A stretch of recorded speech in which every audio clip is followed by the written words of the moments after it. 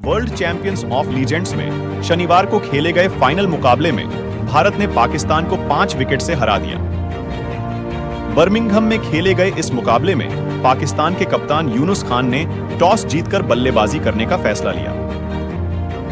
पाकिस्तान ने पहले बल्लेबाजी करते हुए 20 ओवर में 6 विकेट खोकर 176 रन बनाए। इसके जवाब में भारतीय टीम ने 19.1 ओवर में 5 विकेट पर 169 रन बनाकर मैच अपने नाम किया। भारत की ओर से अंबाती रायडू ने सर्वाधिक 50 रन बनाए। 177 रनों के लक्ष्य का पीछा करने उतरी भारतीय टीम की शुरुआत अच्छी रही। उथप्पा और अंबाती के बीच पहले विकेट के लिए 34 रन की साझेदारी हुई। सुरेश रैना सिर्फ 4 रन ही बना सके। आमिर यामिन ने एक ही ओवर में दोनों खिलाड़ियों को पवेलियन का रास्ता दिखाया। अंबाती रायडू ने 30 गेंद में 5 चौके और 2 छक्के की मदद से 50 रन बनाए। गुरकीरत सिंह ने 33 गेंद में 34 रन की पारी खेली। इसके बाद यूसुफ पठान ने 16 गेंद में 30 रन की धमाकेदार पारी खेली। अपनी पारी में उन्होंने 3 छक्के और 1 चौका लगाया।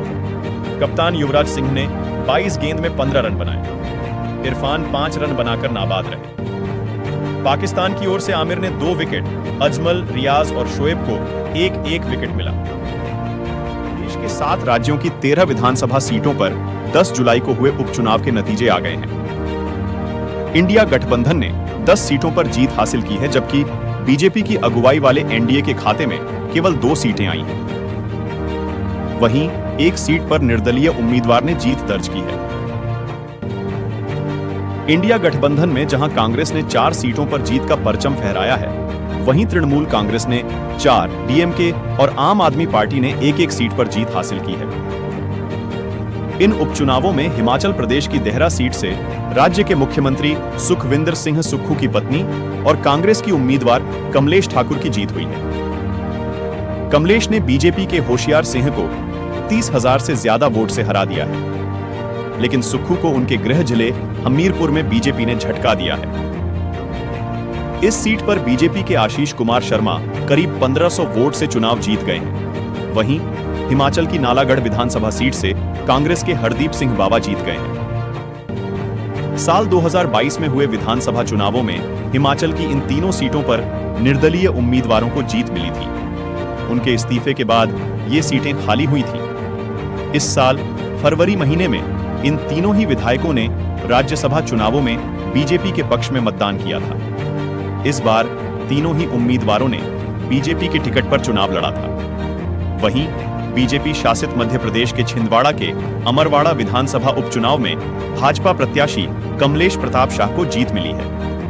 वो 352 वोटों से चुनाव जीत गए हैं। पश्चिम बंगाल की सभी 4 सीटों पर तृणमूल कांग्रेस ने जीत हासिल की है, जबकि बिहार की रुपौली सीट निर्दलीय उम्मीदवार शंकर सिंह के खाते में गई है। तमिलनाडु की विक्रावंडी सीट डीएमके के अन्नूर शिवा ने 1,24,000 मतों से जीती है। नतीजे आने के बाद कांग्रेस ने सोशल मीडिया पर इसे लेकर खुशी जाहिर की और लिखा कि अधिकतर सीटों पर इंडिया गठबंधन को जीत मिली है। रुपौली सीट के बारे में कांग्रेस नेता पवन खेड़ा ने कहा कि वहां न हम जीते न वो जीते, वहां कोई और ही जीत गया। कैप्टन अंशुमान के पिता ने अपने बेटे को मरणोपरांत कीर्ति चक्र मिलने के बाद भारतीय सेना की निकटतम परिजन नीति एनओके में संशोधन की मांग की है। इस नीति के तहत सैन्य कर्मी की मौत होने पर उनके परिवार के सदस्यों को वित्तीय सहायता और सम्मान दिए जाते हैं। कीर्ति चक्र वीरता के लिए दिए जाने वाले पुरस्कारों में दूसरा सर्वोच्च श्रेणी का पुरस्कार है। पिछले साल जुलाई में सियाचिन में अपने साथियों को बचाते हुए कैप्टन अंशुमान की मौत हो गई थी। 5 जुलाई को राष्ट्रपति भवन में उनकी मां मंजू सिंह और पत्नी स्मृति ने राष्ट्रपति द्रौपदी मुर्मू से यह पुरस्कार स्वीकार किया। लेकिन अब कैप्टन अंशुमान सिंह के मां बाप चाहते हैं कि एनओके नीति में बदलाव किया जाए, ताकि सैनिक की मौत होने पर वित्तीय सहायता और सम्मान सिर्फ पत्नी को ही न दी जाए, बल्कि उसमें बाकी परिवार को भी शामिल किया जाए। मीडिया से बातचीत में कैप्टन अंशुमान के पिता रवि प्रताप सिंह, जो खुद सेना से रिटायर्ड हैं, ने कहा, हमें दुख है कि हम कीर्ति चक्र को अपने घर नहीं ला पाए। उन्होंने कहा कि कीर्ति चक्र को उनकी बहू स्मृति ने अपने पास रखा है और वे उसे ठीक से देख भी नहीं पाए। रवि प्रताप सिंह ने निकटतम परिजन नीति एनओके में बदलाव की मांग करते हुए कहा, एक ऐसा व्यापक और सर्वमान्य नियम बनना चाहिए जो दोनों परिवारों को प्रतिकूल और अनुकूल स्थिति में सर्वमान्य हो। किसी के अधिकारों और कर्तव्यों का हनन नहीं होना चाहिए। उन्होंने कहा, एनओके सिस्टम में रचनात्मक परिवर्तन की जरूरत है। कैप्टन अंशुमान सिंह के पिता ने इस नीति में बदलाव के लिए रक्षा मंत्री राजनाथ सिंह और लोकसभा में नेता प्रतिपक्ष राहुल गांधी से भी बात की है। हालांकि परिवार का कहना है कि उनकी बहू स्मृति अपने अधिकारों से ज्यादा कुछ नहीं लेकर गई है और वे इन अधिकारों को बदलने की ही मांग कर रहे हैं।